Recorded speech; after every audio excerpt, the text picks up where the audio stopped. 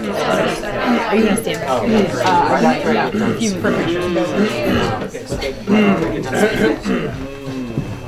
Welcome. So we're going to do a play now, and we welcome you to the Colonel Mustard Amateuric Theater Company. This is actually the almost the exact 5th anniversary of doing plays under the Colonel Mustard banner. And the very first one 5 years ago was this one, sort of, but it's been revised and renovated. It's going to be great. What do you want to say, Phil? Welcome to the Colonel Mustard, where mustard meets Colonel. Plays. I wasn't reading that off of anything. Is anybody lacking a program? It has the lyrics that you need to sing, so make sure you got That's true, and it's yellow. Yeah. There's one for me. One for you. We have a couple of brief announcements before the show, and Aaron will take the first and penultimate. Phil will take the second and ultimate announcement. I think there might be 3 of them. We'll have to make 4 of them. Okay.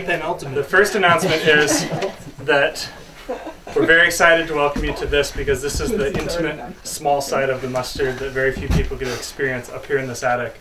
Last summer, we did the large side, which was Gods of the Prairie, and it was really successful, and we had anywhere between 1,000 and 10 million people in attendance, depending on the count. Including the internet. Counted, but we're not sure, and it keeps going up as we estimate it. But a large number of people came and saw that, and you all get to see this, which is really cool. And next summer, we're going to do something that is also really big. Yes, next summer, we have decided that our play, our summer musical, will be Jurassic Park the Musical 3D. Many of you may remember our very first musical, Jurassic Park the Musical, which happened in this very backyard before a crowd of way more people than we thought would be there. Should have been there. And our neighbors first learned to hate us. This year we're going to be doing it again to coincide with Steven Spielberg's brilliant decision to re-release his classic movie, Jurassic Park, in 3D. In April. Oh my god. So we will celebrate that with our own Three-dimensional version. play. Look out. So expect these costumes to be boxier and people to run out into the audience and then run back. It's going to be huge. All 3 dimensions. We're shooting for 3 straight Ground Zero covers. Yeah. Probably. Who knows? So come check it out. It is actually, though Jurassic Park was probably our smallest musical, this may end up being our biggest one with the way that we're going to do it. We don't want to give away too many details now because of surprises and fun. But if you want to be involved, you should talk to one of us tonight or email us or whatever. Write us a note and put it in a bottle and stick it in the mail. We're really excited about it. It's going to be super cool. Okay, penultimate announcement is we have a little donations jar on the bar table downstairs. If you want to throw $1 or $2 in there, that'd be awesome, and that will just help pay for the party and the alcohol and snacks and stuff like that. And we are officially a 501c3 nonprofit public charity. Is that a question? No. Which means that every quarter you give is a tax-deductible gift. Make sure to get a receipt. Make sure to ask us for a receipt. We will handwrite. If you want that deduction in 2012, tonight's the night to give. Yeah. But if you Which give after should. midnight, no. That's true. You only have until the clock strikes. We have, I think, maybe 1 or 2 other announcements that I will say quickly because this is boring. Number 1, if the attic catches on fire, shit. Good to know. There's one exit. It's down those stairs. Just don't kill each other before you get burned up. Taylor first. She has a baby. Then just the strongest. But probably more importantly, don't sue us because we don't have insurance yet. Isn't that a joke? And then our final announcement is that 2 of our very favorite mustardians have gotten engaged this very Wait. They told us not to make a big deal about it. Oh, so we would like you to actually quietly applaud to celebrate Bryson and Alicia. Congratulations! They got engaged between the rehearsal and the actual play. That's awesome. A very mustard engagement. A great night for them, or a horrible night. It's all on you. So that's it. Have a drink and enjoy our show. Thanks for coming.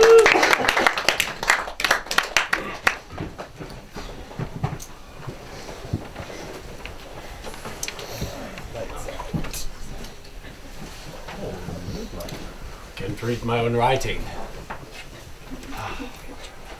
Seriously. Lights. One more light, please. There we go. Let's see myself. My dear brother Albert, we have been long estranged ever since our bitter duel that resulted in my near death. So, how's it going? I have much recovered since you brutally shot me in the arm, and thigh, and buttocks. I have had many adventures since, and have been shot many times more. So in the grand scheme of things, our fight was more of an innocent brothers tussle. I long to tell you stories of where I've been and who I've become, but I know you don't care. You probably won't even read this letter. Albert, I worry about you, even though I ought to be more worried about myself.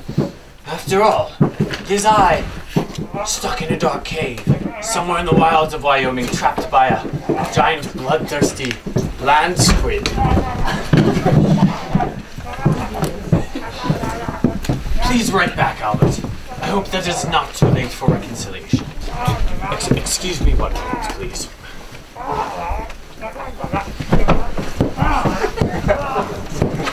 Feed! Feed!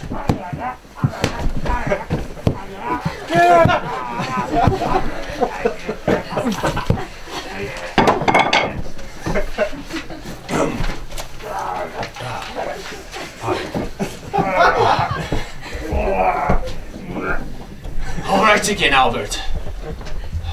I hope you might consider writing back. Talk soon! Exclamation point. No, that's dumb. Cheers! Exclamation point. No, nobody says that anymore. Love? Question mark? No, let's go with the classic. Best, comma. All best, comma, Lieutenant Albert Watkins. Parenthesis, your strange brother. Parenthesis.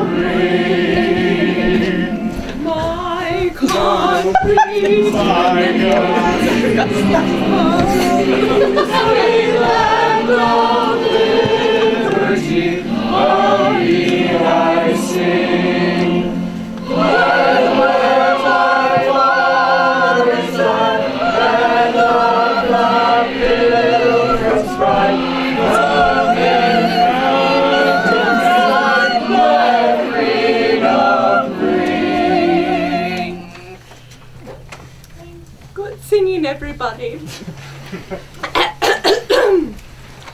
Good evening, ladies and gentlemen of Lincoln, in this chilly December of 1923. I suppose it's hardly necessary to introduce myself, seeing as I'm the wife of Lincoln Mayor Harvard Wesley Harvey. Not to mention that I'm also daughter emeritus of the Daughters of the Revolution, honorary historian of the Nebraska Historical Society, graduate of the Normal College for Normal Women in Hastings, founder of the Lincoln Ladies Sewing Bee and Beekeeping Society, tree planting expert for the Nebraska City Arbor Day Initiative, inventor of the word exarban, which is Nebraska spelled backwards, reoccurring thespian and amateur playwright for the Lincoln Orpheum Community Theater, and of course, goes without saying, but of course I'll mention it, the winner of the blue ribbon for my chocolate cherry pie brownie crisp cookie cake dessert at the 1912 Lancaster County Fair. But please, enough about me. As I said, it's hardly necessary to introduce myself. However, I'm just giving this speech on behalf of my husband, Mr. Mrs. Harvey Wesley Harvey. He is, sad to say, in bed with a frostbitten toe that is probably, at this very moment, being cut off by the doctor. This morning, Mr. Harvard said to me, I'm perfectly capable of making this speech at Albert's funeral, and I said, you're not going anywhere, Mr. Harvard Wesley Harvey, unless you first go outside and cut a Christmas tree. I will not allow Albert's death to distract us from the pure joy of Christmas. I dare say it was very unsympathetic for Albert to die at this time, to which Mr. Harvard Wesley Harvey replied, fine, if you insist, I'll go out and cut the tree. Where are my boots? To which I replied, who needs boots in December? To which he said something that I cannot repeat in proper society. My Harvard and I do get along swimmingly. And here we are. Mr. Harvard Wesley Harvey's speech. Here it is, right here. I have it in front of me. To remember Albert Watkins of 920 D Street. Do you know that house? It's a mustard color, 2.5 stories tall in the style of Queen Anne, a true neighborhood treasure, built in 1886. Of course, it's not so large as my own house on 830 B Street, but then whose is? Albert Watkins is survived by his wife, Margaret Ann, and his daughter, Marion, as well as a son and 2 daughters, all of whom are too overcome with grief to be here with us this evening. Albert Watkins. Albert Watkins.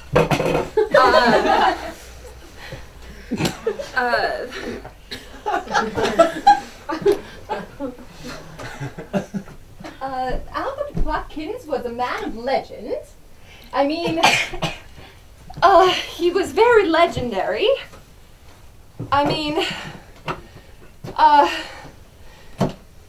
who better describe the man than his recently bereaved wife, Margaret Ann Watkins?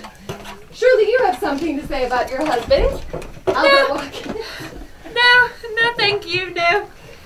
No.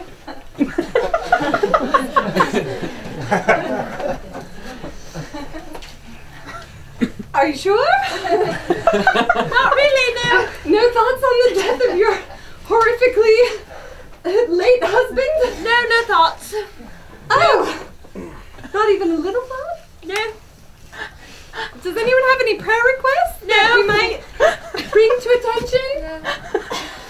Does anyone have any recipes or domestic tips and tricks to share for the audience? Reverend, any old sermons you'd like to recycle? What?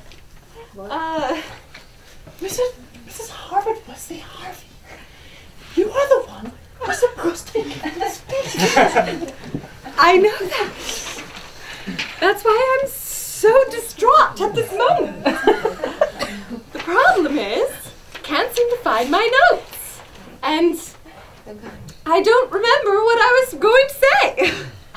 We'll make something up. Just say something nice about him so we can all go home. Something nice? Something nice about Albert Watkins? Something nice?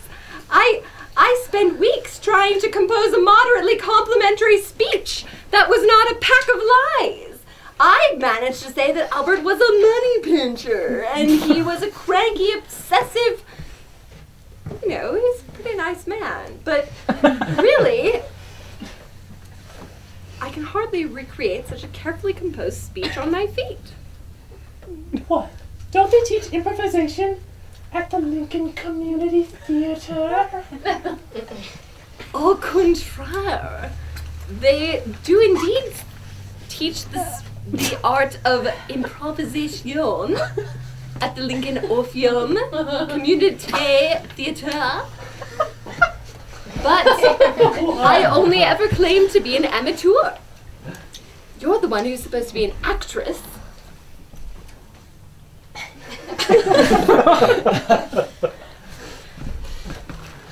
Haven't you anything to say as an actress? Fine. I'll make something up. My father was a great man. Now let's all have a moment of silence in his honor.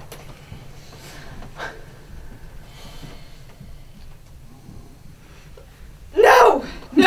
Margaret, we're having a moment of silence. No, the truth must be told. Albert Watkins, my husband, was a money pincher. Mother!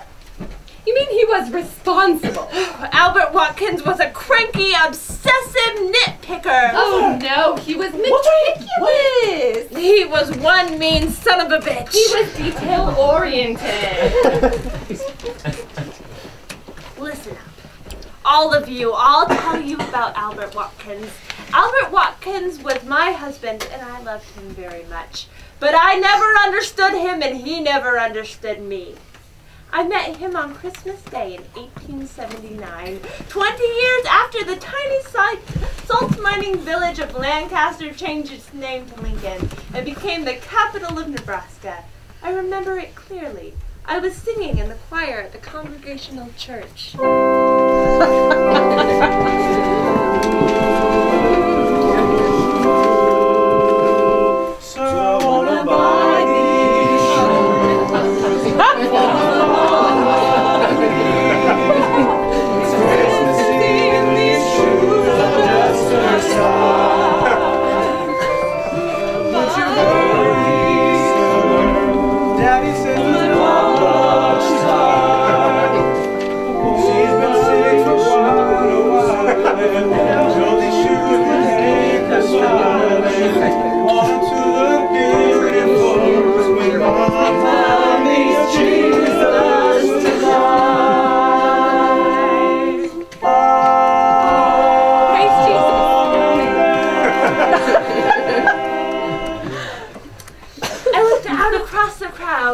And there he was, sitting in the very first row, scrutinizing the church program for spelling errors and grammatical mistakes.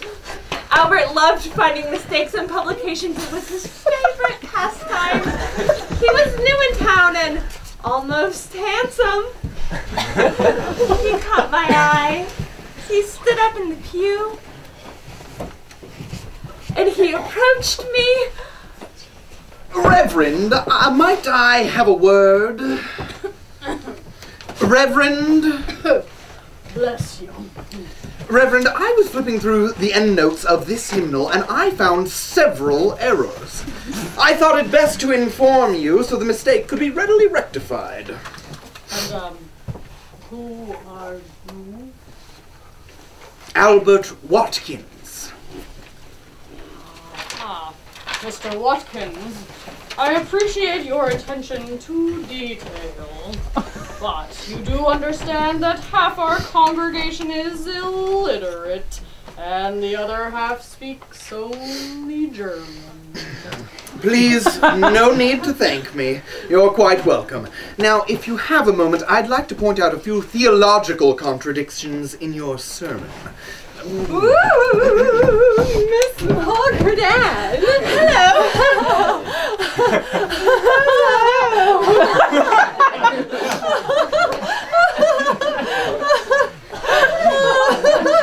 I saw you looking at that almost handsome man over there. Oh no, I was just looking at those snow.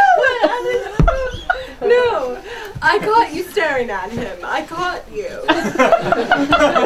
No need to protest, my dear. From what I hear, he's a very rich and ambitious lawyer, and he looks rather well from a couple angles. Think, Margaret, I shall introduce you. It will all be fine. I'll do all the work. Get out of here. Here it is. Oh, dear. Hello, my name is Margaret Ann.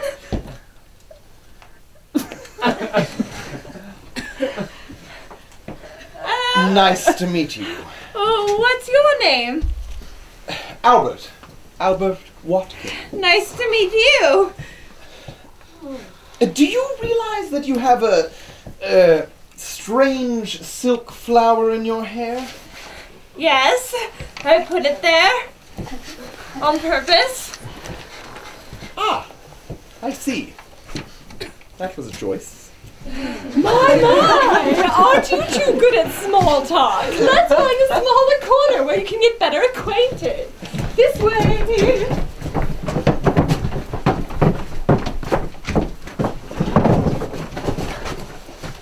It was a match made in heaven by Providence. Well, it must have been, for I know not what else brought them together. They had less than little in common, but he was rich and she was young. And that's more than enough to survive on prairie soil. That and a strong immune system.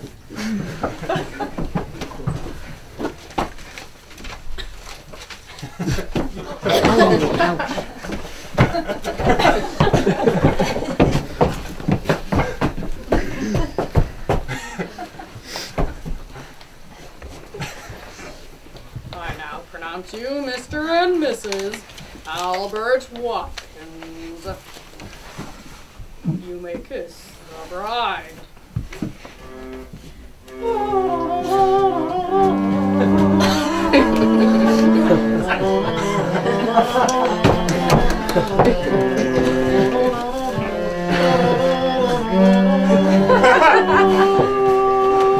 My dear Albert,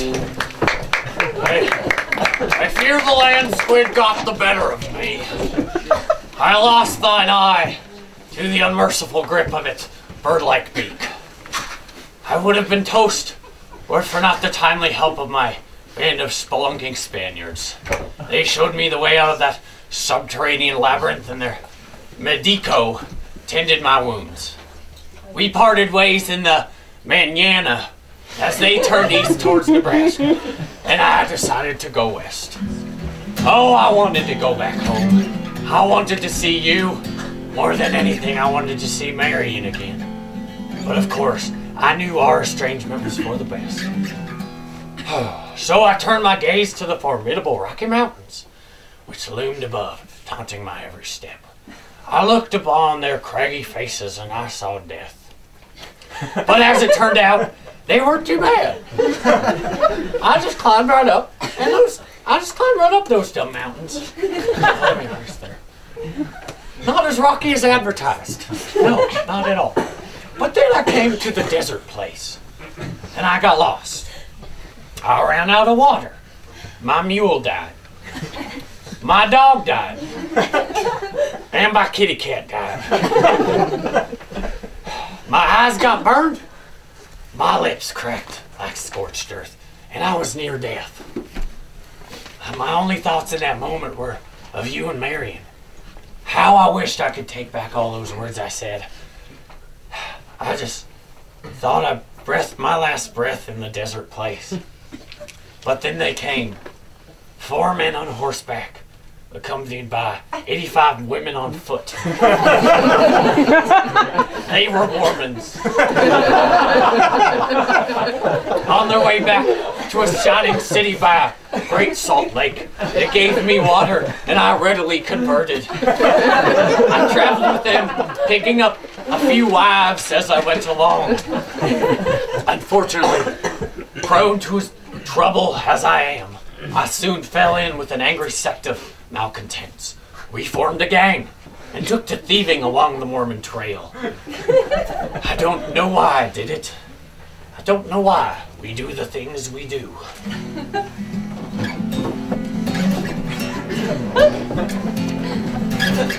I, Albert Watkins, built this very own house with my very own hands, which I placed on my hips as I sternly watched the builders build it with their very own hands. These hands, you see, were not meant for hammers and nails, but for law books and political platforms and ink stains. When I decided to build this house, I did what all prominent Lincolnites do. I paid some illegal immigrant Germans from Russia to build it for me. My wife wanted a beautiful home.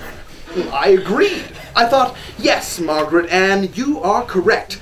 A beautiful home is far more desirable than the opposite. So I did meticulous research on the concept of beautiful homes. And I settled, after much aesthetic inquiry and deliberation, on the Queen Anne's style.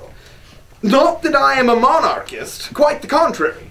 I'm a gold standard Democrat through and through, ardent supporter of J. Sterling Morton and Grover Cleveland. Why, I threw great political rallies on the front porch here. Imagine, red, white, and blue on the green lawn of the Mustard House, streamers and flags, and crowds of prohibitionist Democrats. No alcohol allowed on my premises, of course.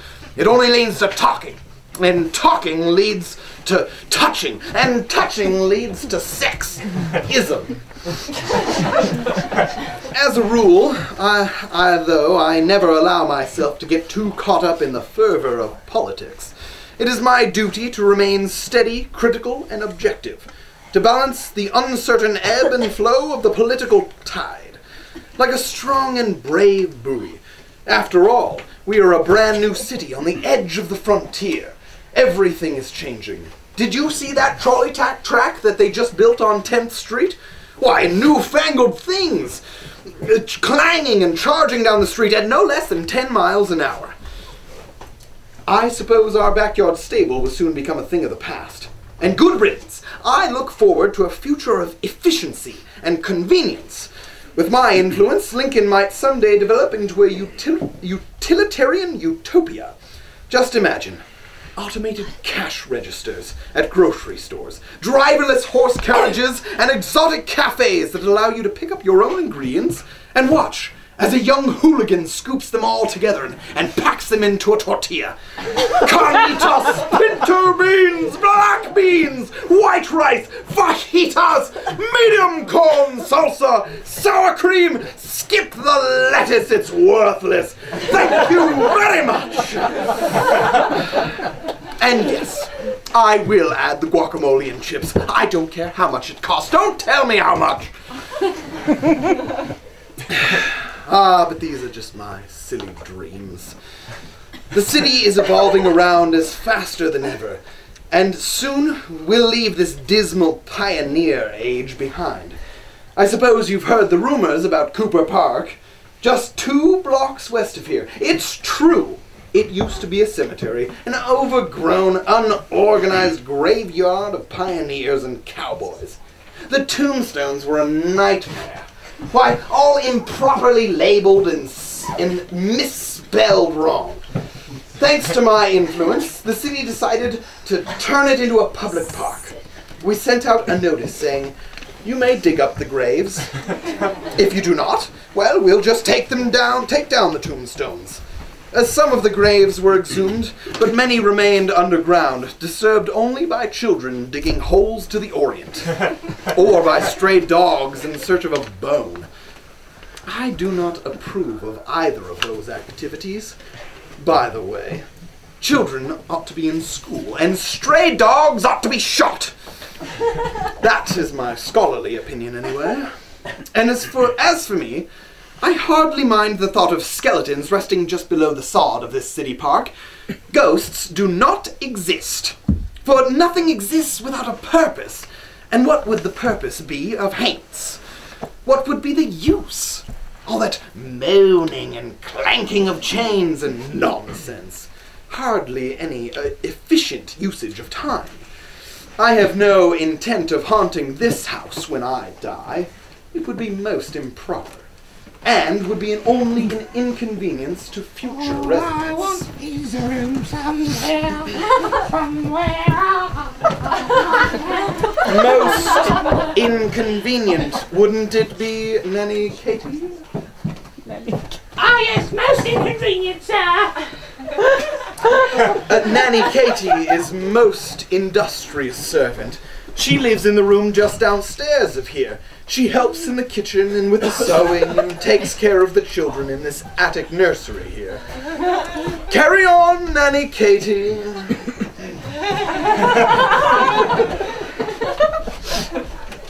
I never have the slightest idea what the bloody hell he's talking about when he carries on.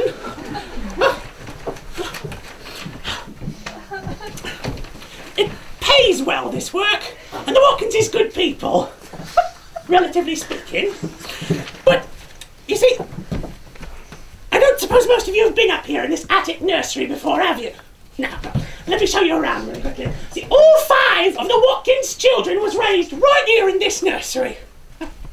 Now, most of the birds have flown the nest by now, but little Marion, our youngest, is still left. See, that's her nook, right over there. Beg your pardon? Excuse me? Piss off, love. Thank you. She scrawled a name on that wall right when she was 10 years old. See, if you look carefully, you can still see it. Marion Watkins, June 12th, 1904. Nursery. Oh, I'm scrubbed and scrubbed, but I can't get it off the wall. Oh, little shit. Marion always was the one in charge of this here attic. She used to put on little plays for all of us. Well, she wrote these plays and she starred in them too. She was a natural-born actress if ever I saw one. Of course, I never have seen one because I'm too poor and illiterate. But that's aside the point. Now, she wrote the most peculiar stories. Always about a damsel in distress and a murder. And some character called Colonel Mustard or whatnot. But anyway, she would put on these plays in the attic with the help of the neighborhood children and my son, Franklin. The Death of Colonel Mustard, a play by Marion Watkins.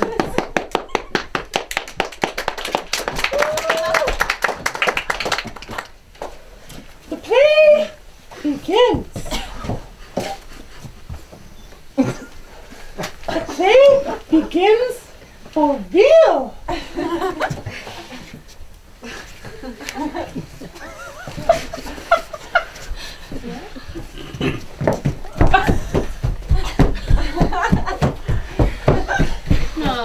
I die! I die! I am stabbed and dead in the heart with a corset bone!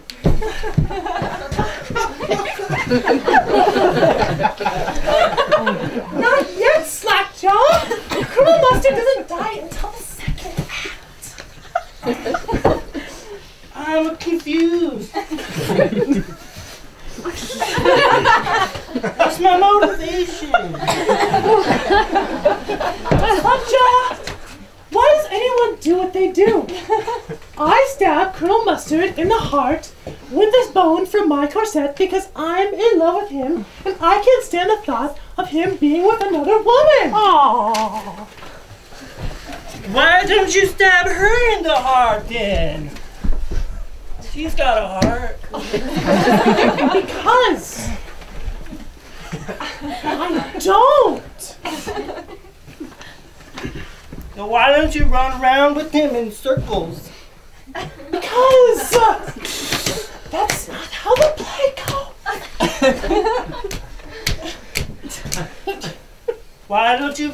What if you fell in love with a pickle? This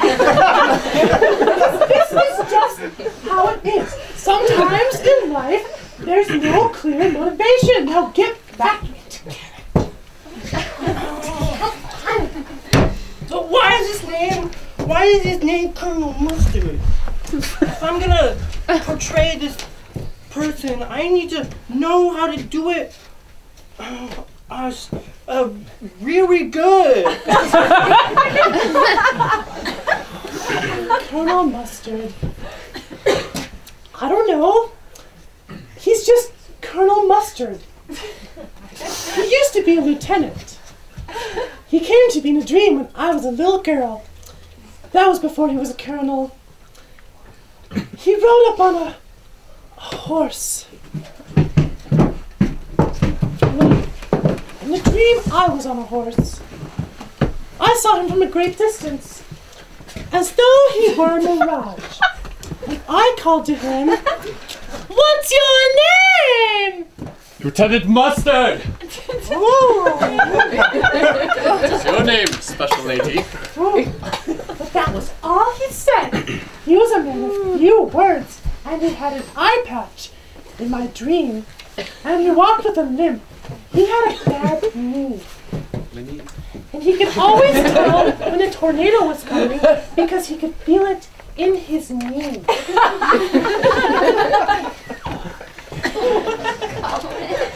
Could he tell when a blizzard was coming? Could you tell when a blizzard was coming? Why, yes, special little boy, I can. You must away. Away! Go quickly. Go quickly before I make you stay.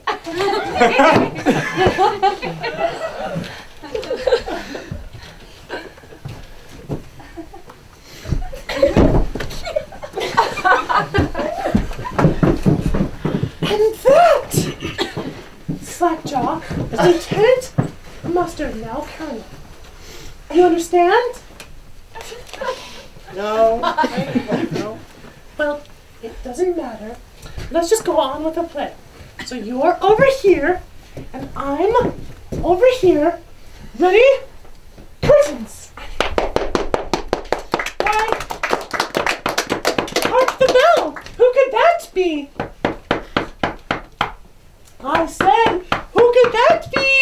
Is it I, Colonel Mustard, you say?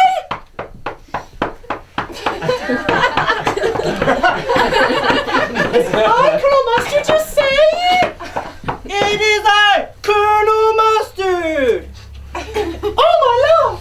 Here you are back from battle with only a couple flesh wounds. How I missed you. I'm kind of embarrassed. What's that you say? Let's run away together? My love, you say? I accept your hand. Colonel Mustard, musicians, play your harps. Play a happy love song. What is this hullabaloo? Marion, I thought you ought to be studying, and Slackshaw, you ought to be wandering the woods and falling into an abandoned well as usual. Yeah. Do you think I can get any work done with all this racket going on upstairs? Nanny Katie, please! Your sole function is to maintain peace and quiet. I don't know why that is so hard. What is all this yelling? Mind your heart, Albert! The play, Margaret! The play's the thing! I cannot abide the noise and the cheerfulness. Father! No more plays, Marion. No more Colonel Mustard nonsense. I dare say a play is an indecent thing. I will never understand you. It's like we're not even related.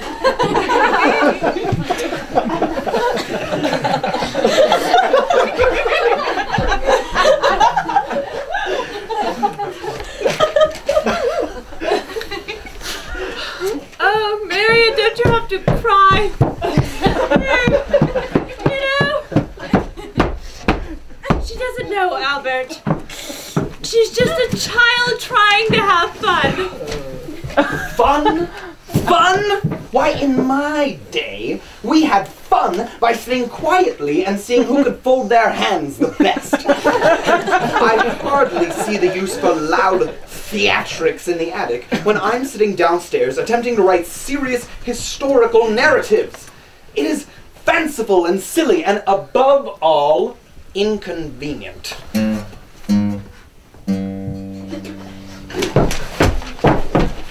Convenience! Albert is always concerned with convenience, utility, propriety, objectivity, not to mention that thing which takes precedence in this house, history. A history of Evolution in Nebraska by your very own Albert Watkins. First edition. I'm proud of you, Albert. Your history will go down in history. But do mind your health. The doctor said your heart. Ah, my heart. The second edition should have been finished yesterday. I still have much work to do. And work he did. It is a masterful work, the foremost early history of Nebraska, but I'm afraid the work came at a cost. Hours spent in that study, poring over state records and pioneer diary entries. Hours that might have been spent teaching our only son Albert to ride a horse or attending Dorothy's awful piano lessons.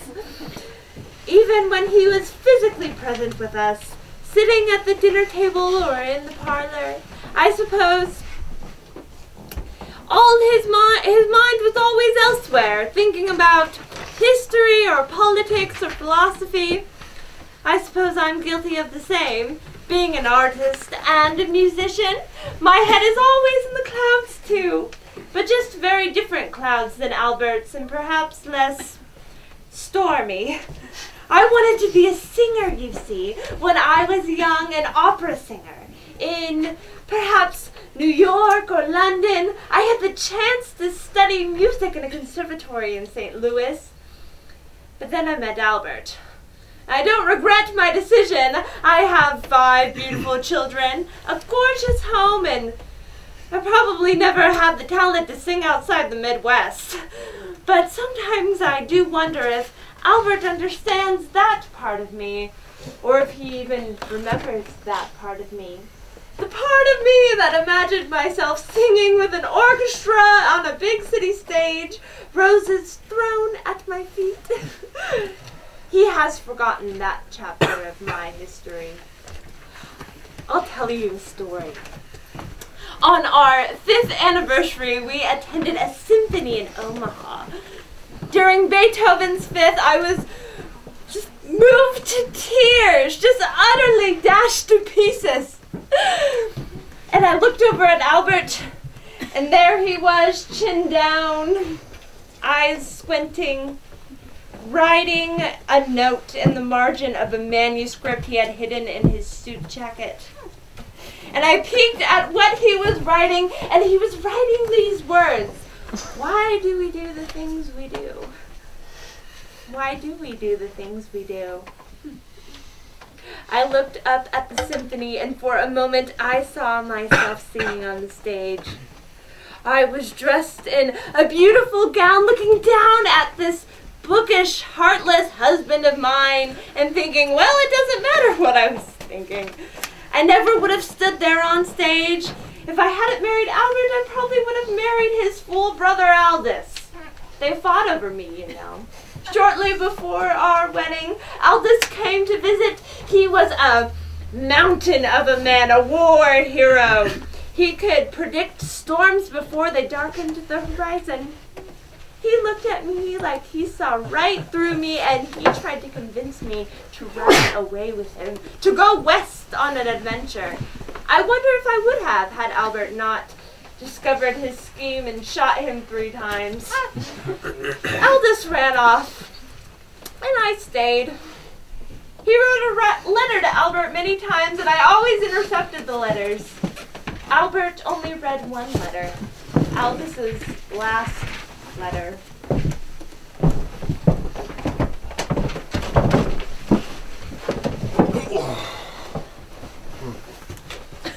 As I was saying before, I fell in with a bad Mormon gang.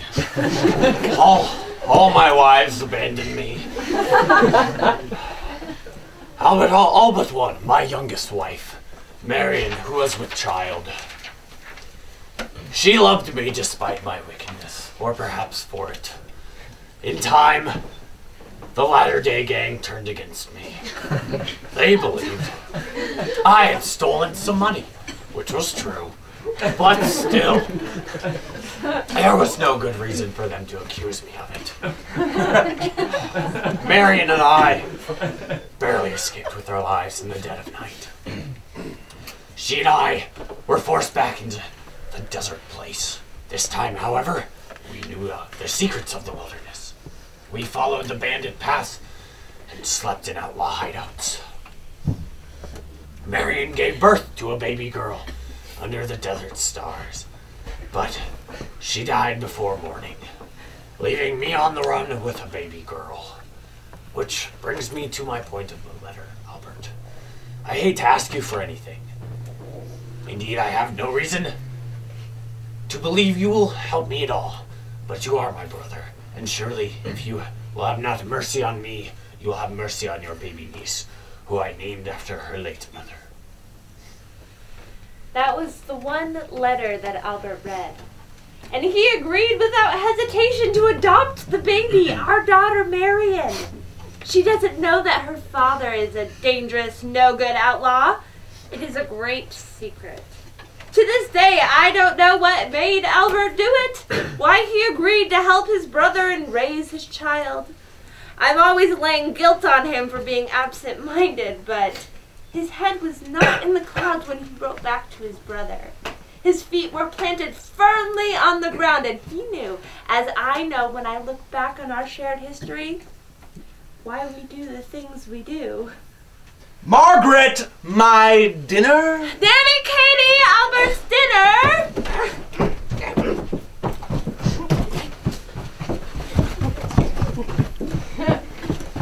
Coxality! The master's dinner! It'll be just a moment. Beef stew. It'll be but a moment, Albert. Beef stew. Excellent. Why do we do the things we do? Albert, I love you. What was that? Oh, nothing. Mary and I are going out for a bit of holiday shopping in the Haymarket. We'll be back later. Oh, good. Don't spend too much. Mary and I. Oh.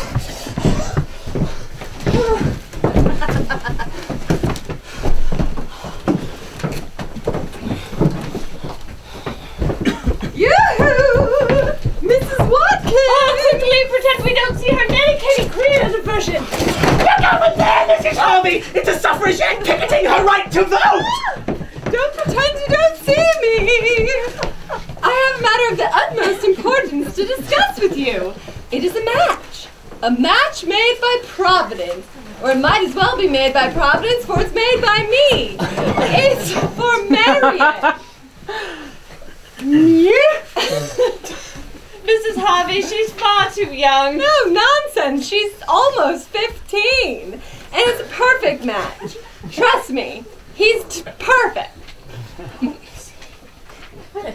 What? He's Mr. Harvard Wesley Harvey, of course. What? Oh! That's disgusting. Bloody What are revolting! you thinking? Americans with Oh, you misunderstand me. How embarrassing for you. No, Mr. Harvard Wesley Harvey, Jr., my son. Oh, you thought it was Mr. Harvard Wesley Harvey, my husband. Attractive as you no doubt find him. No, I mean my son, Mr. Harvard Wesley Harvey, Jr. That's the one. Okay! Stop! Everyone freeze!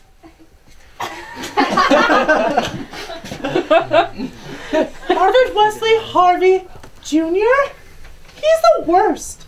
A sickly, frail, little boy.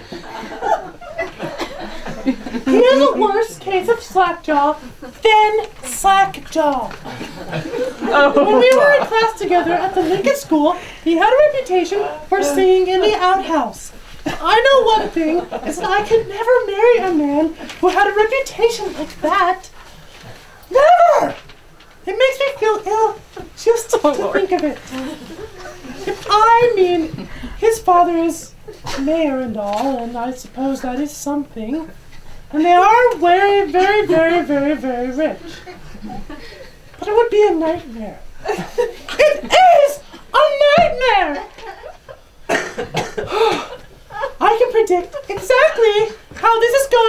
out. Mrs. Harvey will push us all together and say, "It's a match made by Providence! It's a match made by Providence!" Until we all believe it's true. Well, you know that's horrible. I mean, the pelvic braces do make you a bit taller. And she'll get everyone on her side.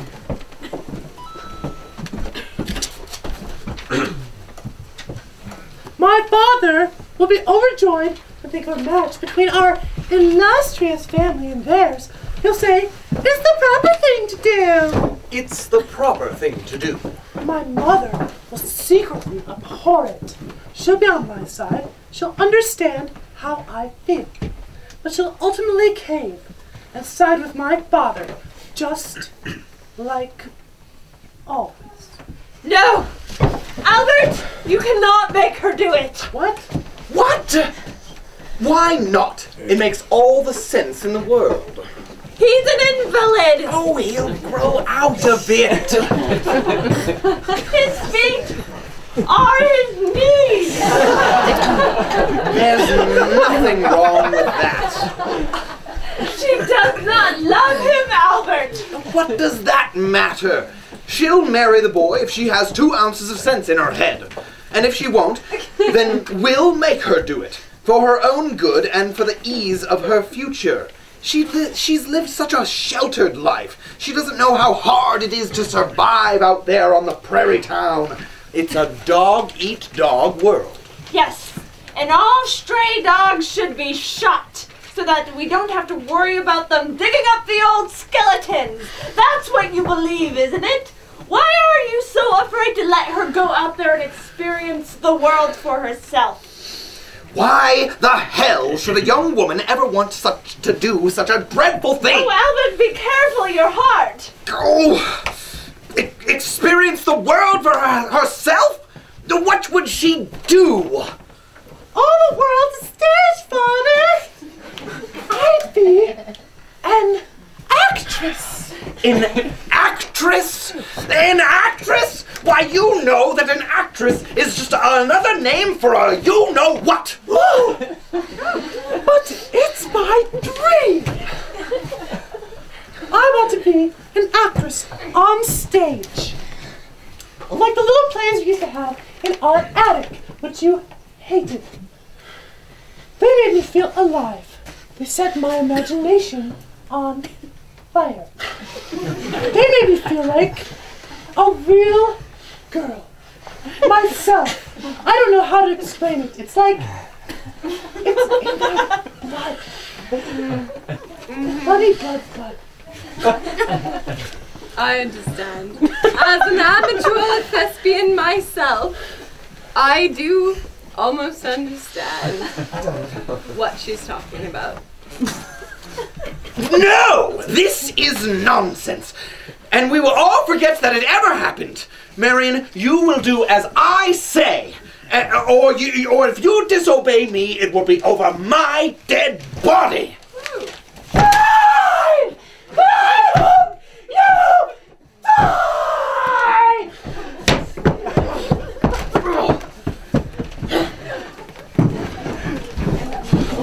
Why do we do the things we do, Albert?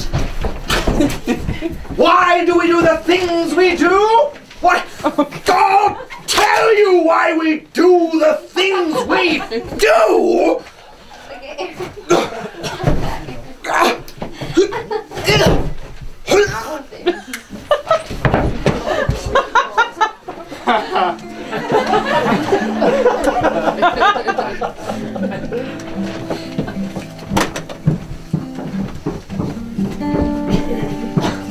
Mr. Albert Watkins died near Christmas time in 1923.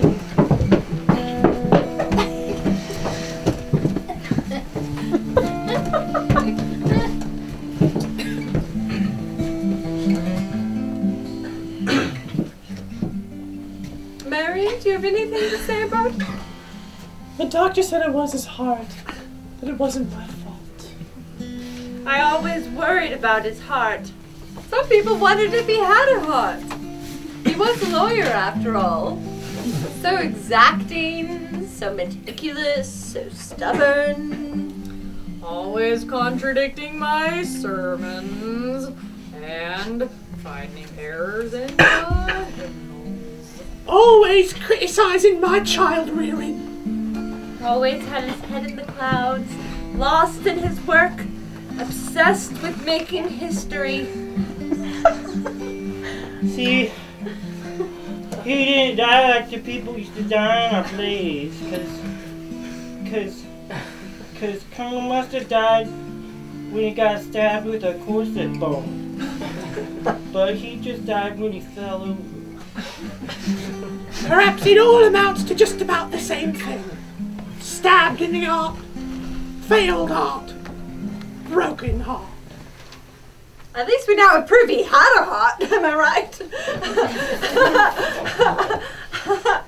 Of course, without Albert on my side, the chance of getting Marion to marry Harvard Wesley Harvey Jr. are a bit slim. It never would have happened. Albert would have come around. He would have done what he thought was best for Marion as he did for me. Just look at this house. He built this house for us. Even though he has left us in body, his house remains. This beautiful mustard house in the Queen Anne style on 920 D Street. He was a man of history. But for us, he thought of the future.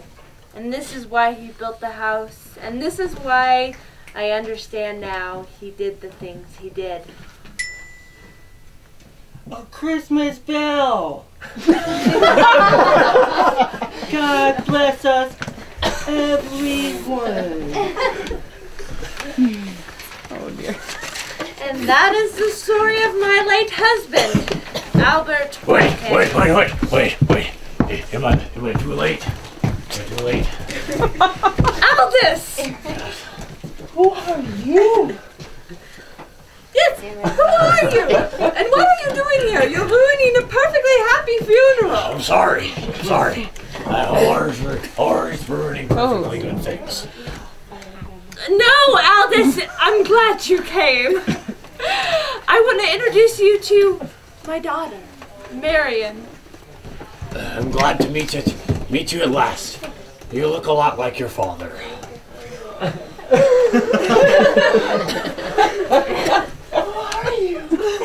Lieutenant Watkins, but my Mormon bandit name is Colonel Mustard.